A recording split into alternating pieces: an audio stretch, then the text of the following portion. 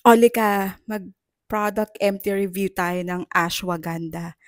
It's more than a year nang tini ko na 'to at sobrang satisfied talaga ako. Akala ko nung una placebo lang siya pero hindi. As in sobrang satisfied ako at ubos na ubos ko na 'to, tingnan niyo.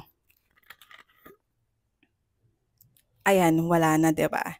Kaya naman dahil sobrang satisfied nga ako at happy ako sa result na nakikita ko dahil sobrang stress ng buhay ngayon, 'di ba?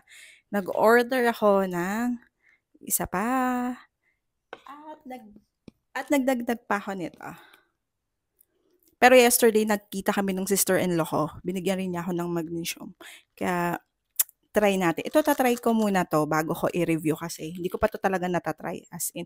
Pero dito sa ashwagandha, as in sobrang happy ako dito. Ang sarap ng tulog ko, 'tsaka hindi ako masyadong nag-overthink dito unlike sa mga